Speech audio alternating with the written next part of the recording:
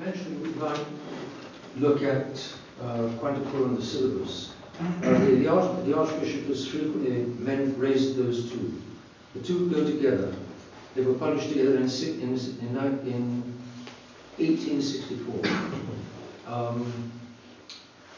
Pius IX was the longest reigning pope in all church history, I think. Or else the second longest after Peter. But I think he's the longest. He reigned from 1846 to 1878, 32 years. He began his reign in with a measure of sympathy for the liberals, who were causing all kinds of liberal nonsense in his pontifical states, because the papacy was still the king, the Pope was still king of a belt, a geographical belt reaching across the middle of Italy and including the whole of Rome and the Vatican. And that belt guaranteed his political independence and therefore his ability to speak for the church.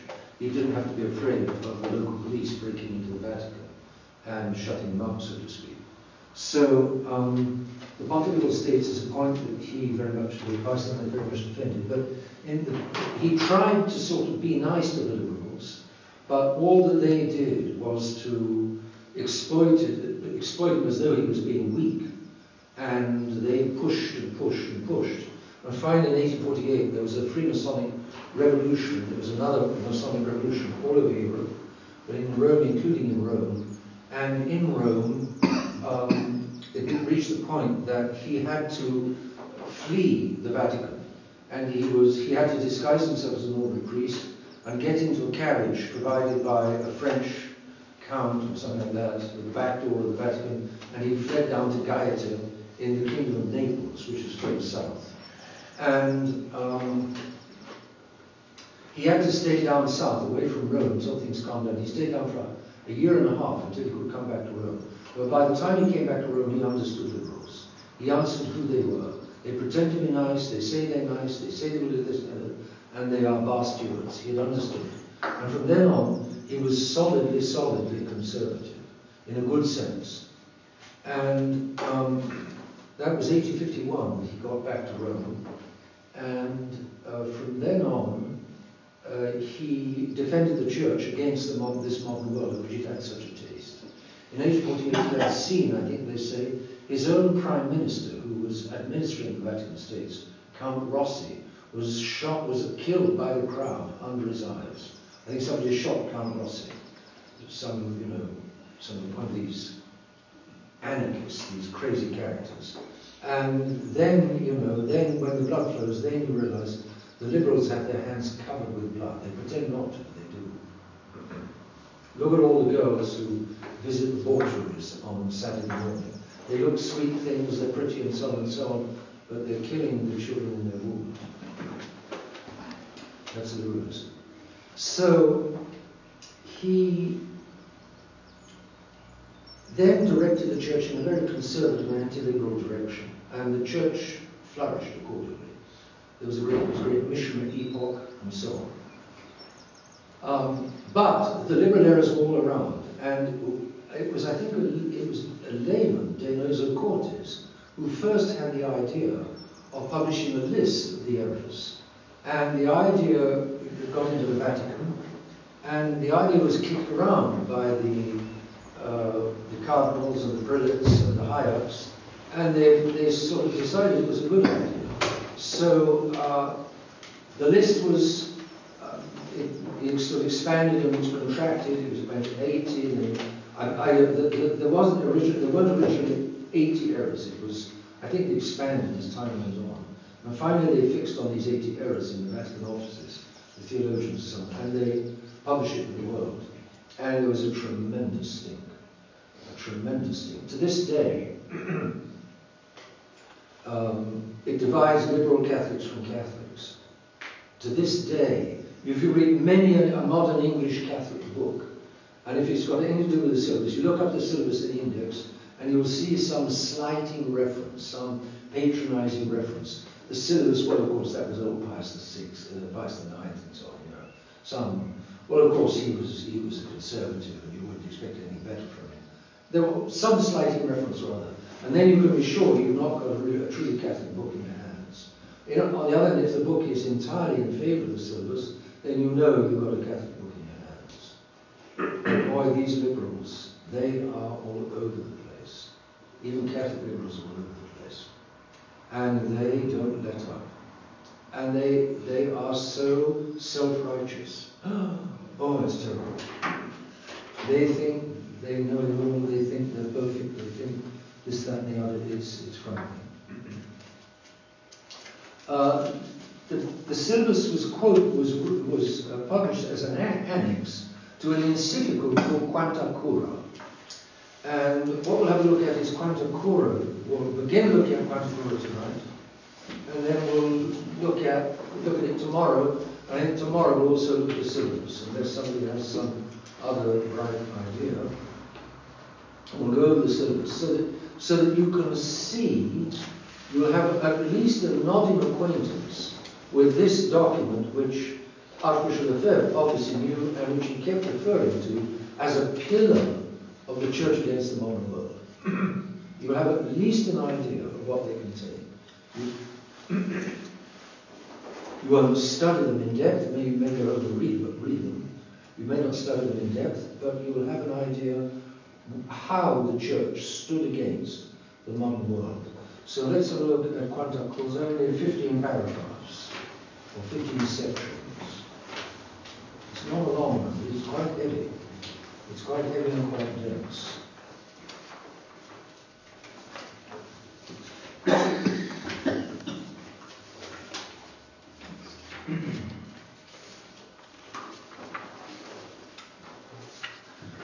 So, some of you are familiar with these schemes in the encyclicals. You've got about a quarter to a third of the way across. You've got figures running down from 1 to 15. And that's the numbers of the sections of the Quanta Cura in the edition which I was dealing with. You've got an introduction, sections 1 and 2. Then you've got errors, 3, 4, 5, 6. 7, a kind of conclusion, all of which errors contradict false power, given by Jesus to one church. Then you've got the solemn condemnation, paragraph 8. And you've got a lot of heavy black ink because it's pretty heavy. Some people say that this condemnation fulfills the conditions of an infallible definition. And therefore the Church, the Pope, on that basis would be infallibly condemning liberalism, the essential liberal errors. The liberals argue, oh no, it's not infallible, oh no, it's not fulfilling the conditions, oh no, etc., etc., etc. And the fight goes on. It goes on and on and on. We've got to play our part. And then finally, as a section on the urgency of the solution, 9 through to 15. Let's have a look. Go back to the introduction. Other popes and Pius IX. With how much anxiety? That's the Latin for. That is in Latin Quanta Cura. If you ask yourself, what is that little hat? What is that hat over the A of Quanta, the final A of Quanta, and the final A of Cura? It signifies a long syllable as it is a short syllable. Short would be Quanta Cura. Long, it's Quanta Cura. In other words, the ablative instead of the nominative. The nominative is short, the ablative is long. So Quanta Cura is with how much anxiety?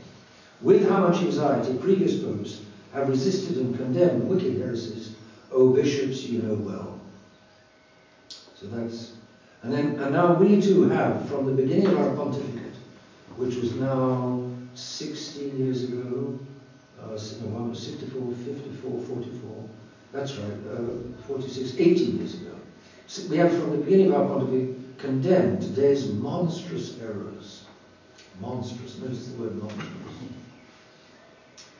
And then you've got the errors. The errors classify, divide into two main sections, 3, 4, and 5, and then 6.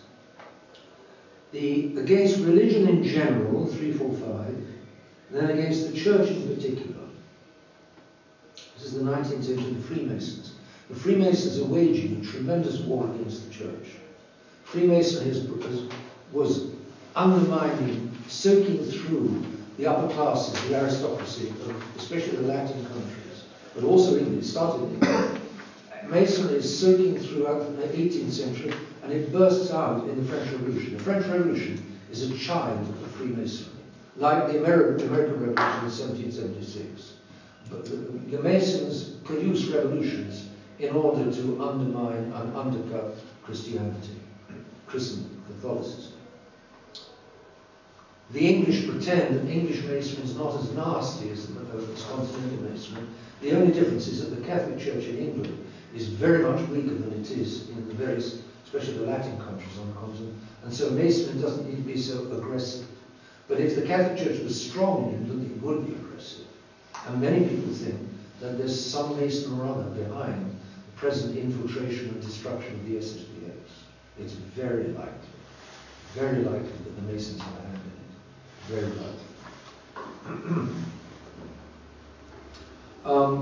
So, it's against religion in general, and then firstly in society, 3 and 4, and then in the family, 5. Against the church, you've got, well, we'll leave the church for the moment. Against religion in general, in society, you've got negative errors and then positive errors, 3 and 4. And then you've got the family. Let's look at those first. So what you've got is, and then you're going to come across to a list of 16 errors from A, little a, B, C, D, E, F, G, H, I, J, K, L, M, N, P, down to P, and that's 3 to 6. So you've got 6, I think it's 16 errors in 4 paragraphs. So, 3, once again we must condemn errors banishing the Catholic Church from the lives and nations of men. A, B, C, D. Human society, A. Human society is best constituted and governed without religion. And of course that is obviously the modern world. We don't want religion, we don't need religion. Religion is just a relic of the past, let's get rid of it. B, this is different. That's religion in general. This is governments. Governments should not protect the Catholic religion. Error. Monstrous error, says Pius IX. Governments should protect the Catholic religion. We'll go into that one because it's crucial. Liberty of conscience and worship is a right to be protected by civil law. That's exactly what Vatican II says. Quanta Cura and Vatican II clash head-on, absolutely head-on. Liberty of conscience and worship is a right to be protected by civil law. In other words, a country must protect by civil law any religion, or they must protect liberty of conscience and worship. In other words, liberty of the citizens to follow their conscience and to practice what worship they like. That must be defended by civil law. Monstrous error. Neither church nor state should limit freedom of speech or the press. And that's totally Freemasonry. And that, of course, is what gives rise to our media. They are this freedom of the press, freedom of speech and freedom of the press.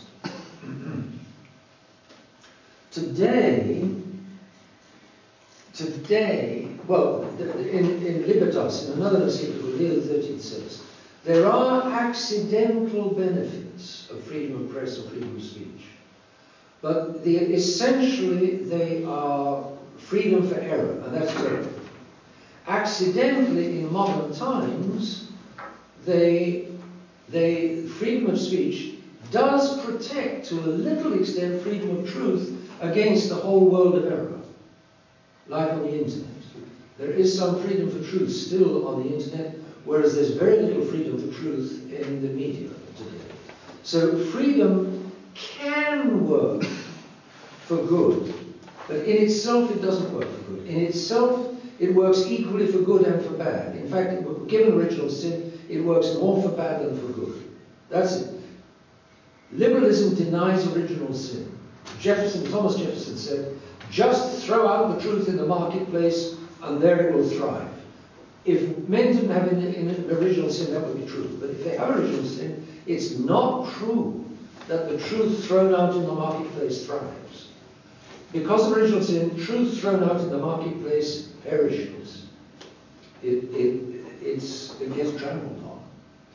So, freedom of speech and press are, as St. Augustine called them, freedom of perdition. A sane government has got to control, there's got to be some censorship. Today, the very word censorship makes our hackles rise, and we think censorship. But actually, we've got a very strict censorship on our media today, only it's in the favour of the enemies of the church. I don't need to say who they are, but they control the papers, they control the governments, and they exercise a strict censorship. The bookshops, the bookstores. If you want to sell a certain kind of book, it's not going to appear in the bookstores. You're going to have to sell it on a private network of some kind, whatever you can put together. Freedom of speech and press is St. Augustine said, a freedom of perdition, because it will habitually, normally, and in itself play for freedom of bad rather than freedom of good. But in certain circumstances, like today, when you've got a tremendous pressure for freedom for what's bad, if you, in the United States, in fairness, it's difficult to, the Americans really believe in freedom of speech. And therefore, if the enemies of God want to shut down, as they do, any speech in favour of God, any conservative speech, any speech of common sense, the enemies of God are shutting that down in the United States. They're, with all kinds of excuses. It's incredible the excuses they come up with. It's so plausible. But the Americans still have an instinct of freedom of speech, and that, by accident of circumstances, that is actually doing good. But in itself, it doesn't do good. It's because of original sin. And therefore, all sane countries have some kind of censorship on speech and on press, of the press. It all depends who's doing the censoring. If it's Catholics doing the censoring, you're very lucky. If it's enemies of the church doing the censoring, forget it. So, but in any case, it's going to be censorship. People today think that our media are not censored. Our media today are heavily censored, only in the opposite direction from the Catholic direction. So don't let anybody today be proud of our free media. A lot of people have the common sense to realize our media today are not free at all. There's a mass of things that you just can't say on our media. So where there's the pretense that our media are free, but it's not the reality at all. And it's the opposite censorship from church censorship. Church censorship would ban pornography, would shut down pornography overnight, if it could. The true church. Because of the damage that does, the damage that pornography does, to men especially, and to boys in particular. Adolescent boys, it does terrible harm. We move on. Condemn as banishing the Catholic Church from the lives and nations of men, and which promote materialism and attack Catholic congregations. The will of the people is the supreme law. In the political order, might is right. Which promote materialism and attack Catholic congregations. Now, what's that about? Why is the will of the people is the supreme law materialism? Because it's saying that the people are supreme. It's God's not supreme any longer. And the people are not per se spiritual.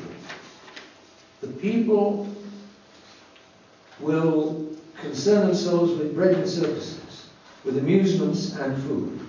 Food and amusements and that doesn't fly very high. The people need to be raised by somebody who's on a higher level than they are. The people by themselves fall back to a fairly low level.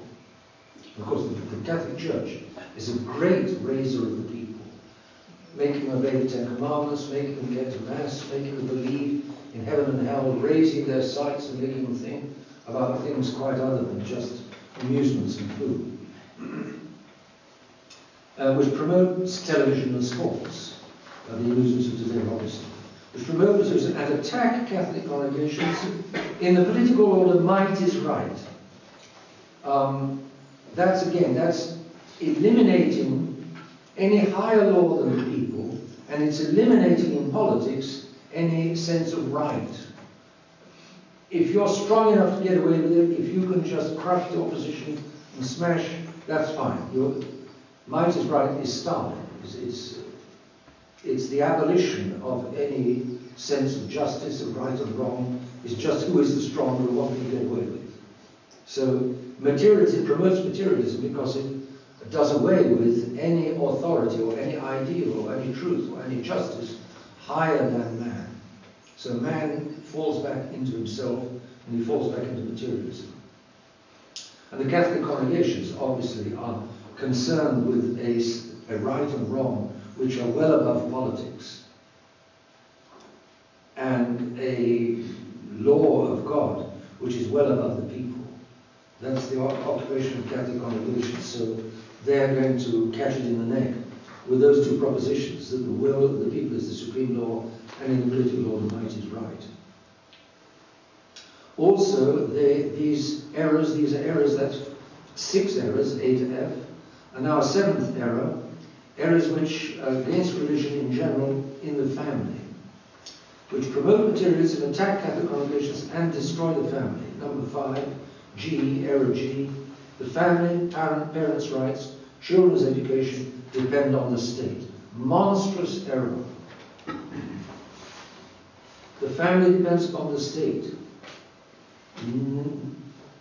No. The state, in a sense, much more depends upon the family. The state is what's called a perfect society. The family is called an imperfect society. The church is a perfect society. You've got church, state, and family.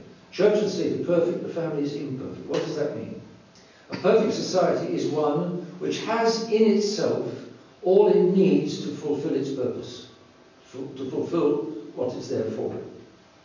The state has all kinds of families, all kinds of people, and within itself it has amongst all its citizens all that it needs to maintain the life of the state. One state does not necessarily feather above another state. But very few families, if any, have within themselves all that they need to maintain family life. If I'm a baker, I need shoes and I need a cobbler somewhere in the village. The cobbler makes shoes, but he needs bread, he needs a baker in the village.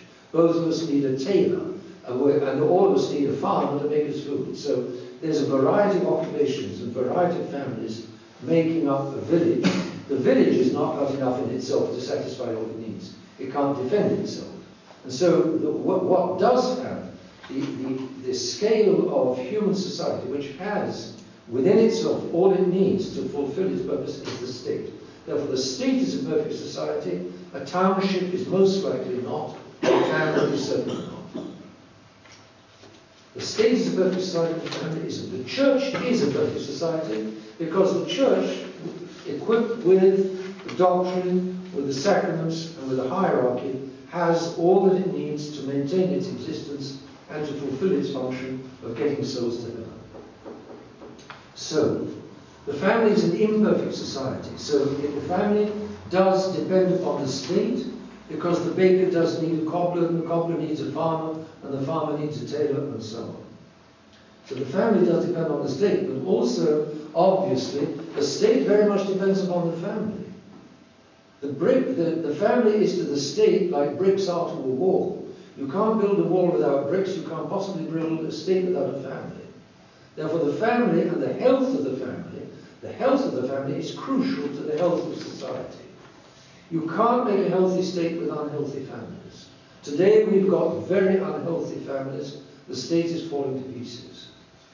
The family is the divorce, contraception, euthanasia, abortion. These horrors arise from a world which has disregarded what the Pope is saying.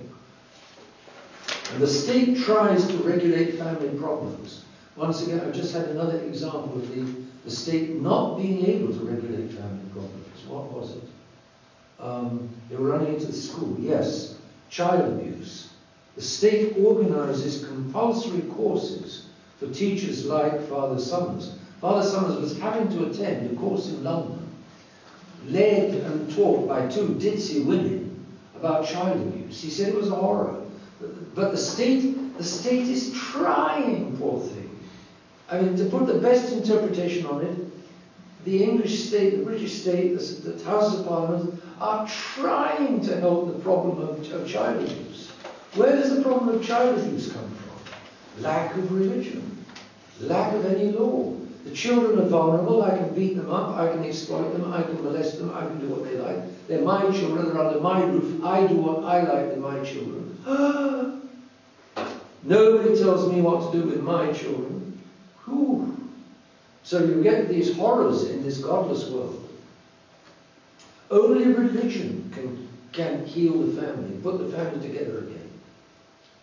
The priest who there's a difficulty in marriage, there's a problem, there's a marriage problem, and the policeman can't help much. He's called in when they're, almost killing one another. And when he comes in, she rings up the police, and then he lands on the doorstep and knocks on the door, and she sees who it is, and then she begins to attack the policeman because he's interfering. She called him in because she was beaten up by the husband. But the moment the police appears, she sides with the husband.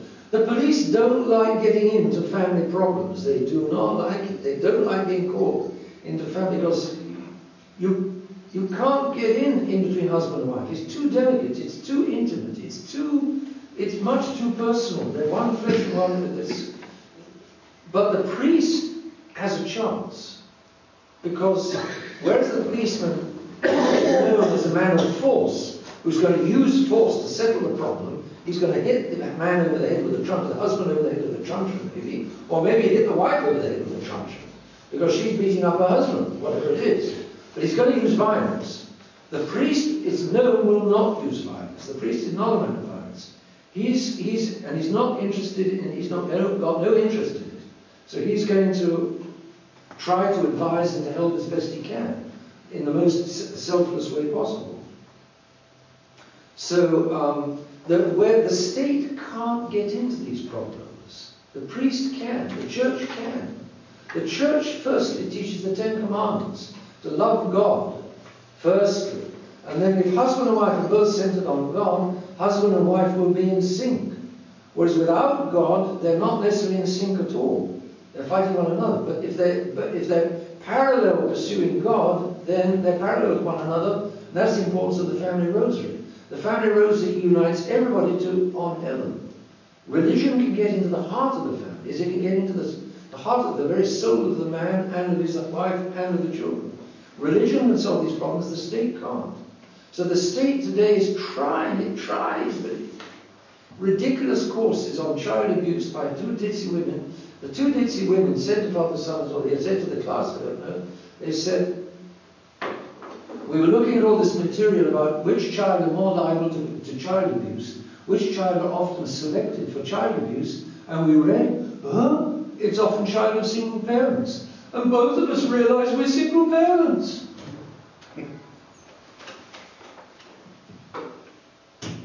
I mean, that's it in a nutshell. The poor old state is trying to solve family problems which it isn't designed to solve. It can't solve. The state tries to solve marriage problems with divorce courts. It tries to solve euthanasia with laws, but it's being forced quite soon. The state will probably be forced to undo the euthanasia laws. The state can't solve these problems. They're religious problems. So the family, the monstrous error is that the family depends upon the state. The state can't deal with the family. The state will brutalize and the state will force the parents to send their children to some rotten and corrupting school. The state will crash in. It will try to take over from the parents and so on. It will make a rotten education obligatory. So it's a monstrous error that the state has a right over the family. It has a prior right over children than the parents. It has a right over children's education. No. And of course that error is now raging today. The idea that the state can do what it like with families and with children. Well, We're at 8:30. Let's close there for tonight. You've got now just an idea, a beginning idea of the Quanta Cura, and we'll look at the rest of Quanta Cura certainly tomorrow morning.